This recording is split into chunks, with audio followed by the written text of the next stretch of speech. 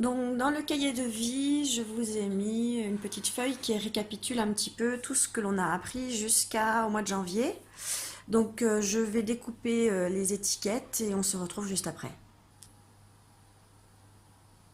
Alors, je vais essayer de vous donner des petites astuces que je donne souvent à mes CP. Je vais essayer de regrouper tout ça dans la vidéo.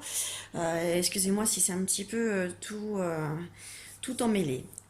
Déjà, on va supprimer, enfin vous pouvez les garder bien évidemment, mais on va pas les utiliser avant le CP. On va enlever le wagon, on va enlever le xiu, on va enlever la hutte. Ces trois lettres, trois alphas, on s'en sert très très peu en grande section, voire pas du tout. Elles sont assez compliquées ou peu utilisées, comme le wagon, donc on n'a pas besoin de les utiliser. Je vous les ai mises quand même, voilà, si je sais pas s'ils veulent écrire un prénom et de la famille ou d'un ami qui aurait ces lettres-là, je vous les ai quand même mises.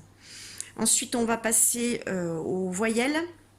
Donc les voyelles, on a donc Monsieur A qui adore faire des vannes et il adore faire des blagues.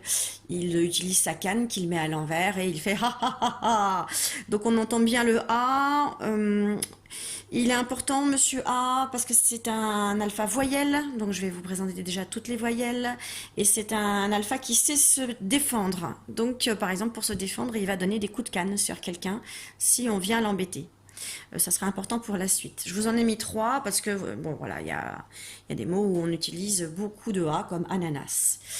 Ensuite, en voyelle, on a Madame E qui, quand elle cherche, parce qu'elle sait beaucoup de choses, Madame E, quand elle cherche, elle fait, elle cherche quoi.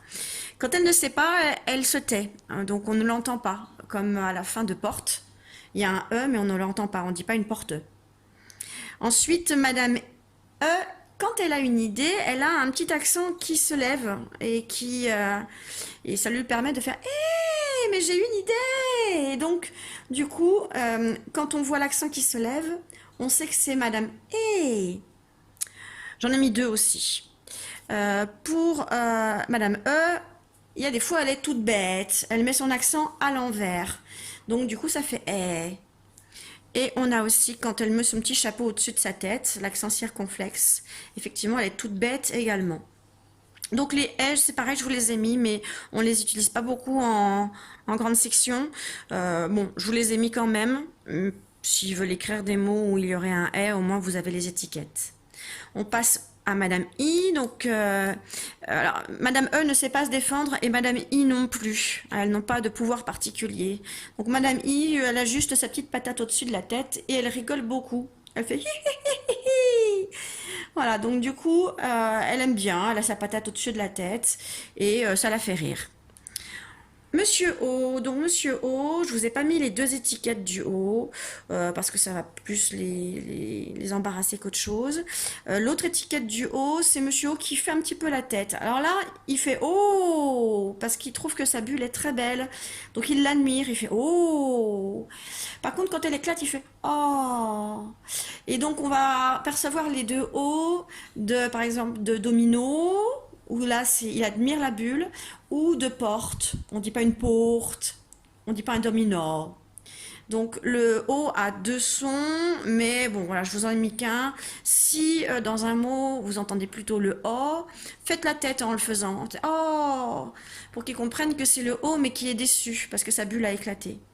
Alors Monsieur O, il sait se défendre comme Monsieur A, il a un pouvoir. Il envoie des bulles dans les yeux de quelqu'un. Si quelqu'un vient l'embêter, il va lancer des bulles. Donc il a son pouvoir aussi, Monsieur O. On continue avec Mademoiselle U, donc qui adore faire du cheval et pour faire avancer son cheval, elle fait donc on entend bien et en plus on voit bien le U avec les deux nattes qui se dressent au-dessus de sa tête. Et Mademoiselle U aussi, elle a un pouvoir, elle a le pouvoir de donner des coups de sabot avec son cheval si quelqu'un vient l'embêter. On finit avec la dernière voyelle que je vais mettre de côté parce que c'est pareil, on ne l'utilise pas beaucoup en grande section. Mais ça fait partie donc des voyelles. C'est Monsieur Y. Donc comme son nom l'indique, il est I grec, c'est un grec. Donc il sait faire le I comme dans pyjama. Mais il lui arrive aussi d'hésiter parce qu'en fait, voilà, il vient du cirque, il fait de l'équilibre et un jour, il est monté, il est tombé. Donc depuis, maintenant, il fait il est pas très très rassuré, Monsieur Y. Donc je vais le mettre de côté parce qu'on l'utilise pas beaucoup non plus, Monsieur Y.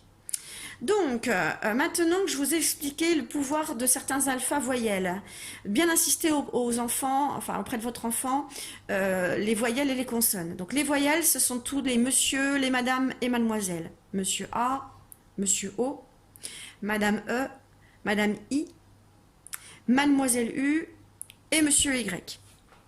Donc bien dire qu'il y a 6 monsieur, madame et que ce sont donc des voyelles. Pourquoi ils ont des pouvoirs? Par exemple, le cornichon peut venir embêter Monsieur A. Parce que le cornichon, en fait, il adore siffler dans les oreilles. Sauf qu'il ne va pas le faire à Monsieur A. Ça ne fera pas ça. Parce que Monsieur A, il va lui donner des coups de canne. Donc le cornichon ne pourra pas siffler, il fera bien que. Même chose pour Monsieur O. Monsieur O, le cornichon ne lui sifflera pas dessus. Parce que Monsieur O va lui envoyer des bulles dans les yeux. Donc Monsieur O, avec le cornichon, ça fera bien co et pas so. Il faudra, il s'est dit, mais ça on le verra en CP. Ensuite, même chose pour Mademoiselle U, ça ne fera pas Q, puisque Mademoiselle U dira à son cheval de donner des coups de sabot au cornichon. Donc là, il ne siffle pas. Par contre, comme Madame I ou Madame E, bah, elles ne savent pas se défendre. Là, le cornichon, quand il va se mettre devant, il va siffler. Il va siffler, ça ne fera pas qui ou que, ça fera si, ce. Donc, vous évitez peut-être de faire des syllabes avec si et ce. Ça va les perturber. Ils vont pas comprendre pourquoi le cornichon il siffle. Donc, si vous prenez le cornichon, mettez toujours soit une consonne, soit A, soit O, soit U, mais pas I et E. Même chose pour... attendez, je replace les C. Même chose pour le Gulu. Alors le Gulu, lui, c'est un petit personnage qui adore les gâteaux.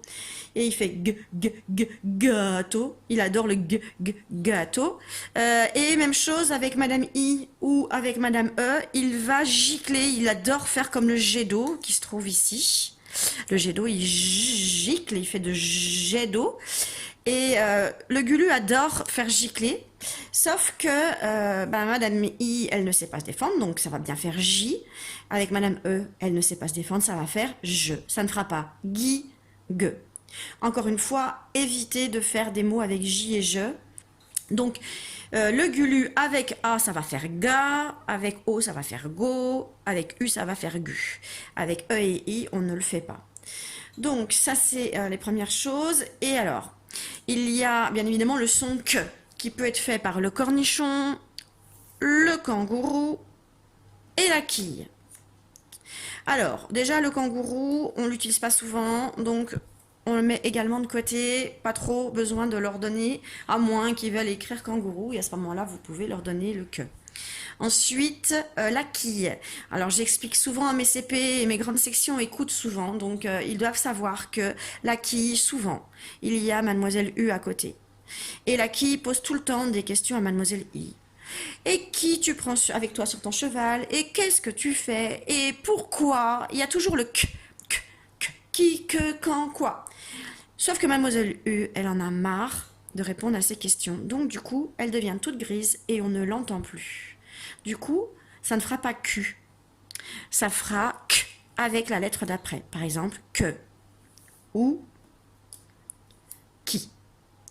Donc la quille, bon, vous pouvez la garder, mais c'est compliqué parce qu'il y a quand même le U qui intervient. Il nous reste, si je regarde bien, tous les sons importants pour nous. Alors, on a plusieurs niveaux, hein, les voyelles, qui sont des sons longs, A, O, I, U, etc. Et ensuite, parmi les consonnes, il y a des sons courts et des sons longs.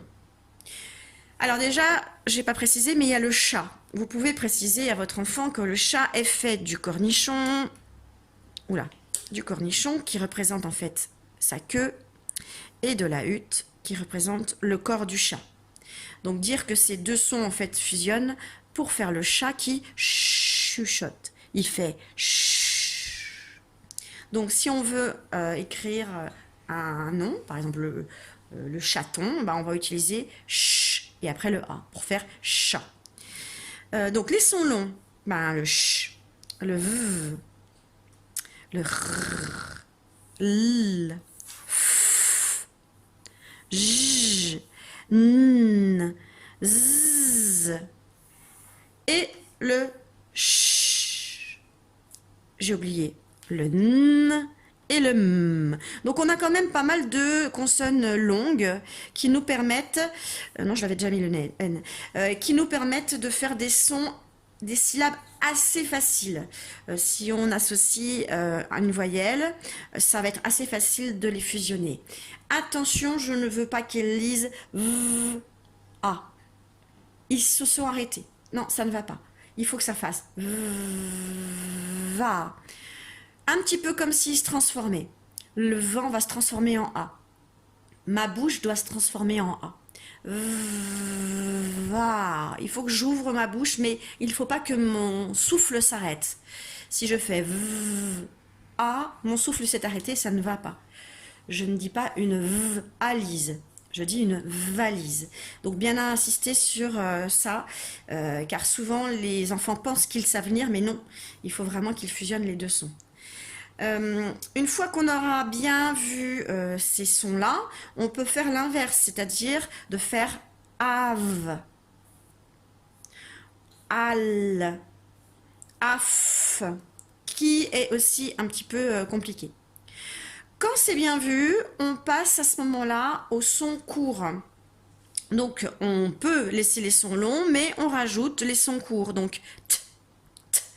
On ne peut pas faire t longtemps. On peut le faire que plusieurs fois, t, t, t, t, t, mais on ne peut pas le faire longtemps. T. Il est instantané. Ah, j'avais oublié le serpent dans les sons longs. Donc il y avait le serpent aussi dans les sons longs. S. Je crois que je n'en ai pas oublié. Hein. Donc dans les sons courts, on a, je vais un peu pousser là parce que c'est un petit peu fouillis. Donc on a la toupie, t, le perroquet, p, le gulu, g, la fusée, non, la dame, d, la botte, b, le cornichon, k. Et c'est tout.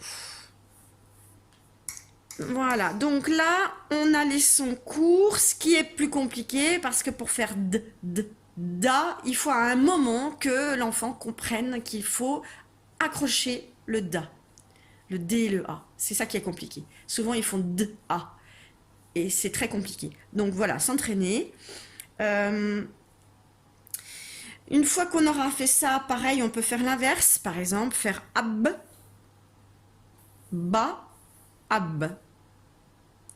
Je profite d'avoir la botte et la dame pour dire qu'on peut les comparer en disant que s'il y avait quelque chose d'écrit, on lirait dans ce sens-là, de gauche à droite, hein. On se déplace dans ce sens-là, pas dans ce sens-là. Et donc, du coup, la dame, elle a bien son derrière à gauche, puisqu'elle marche dans ce sens-là. Et la botte, puisqu'elle marche dans ce sens-là, elle a bien la bosse devant. Donc, quand on voit la bosse qui est devant, il faut bien penser que ce n'est pas le derrière de la dame. Hein. Ce n'est pas le derrière de la dame. La dame, elle ne marche pas dans ce sens-là.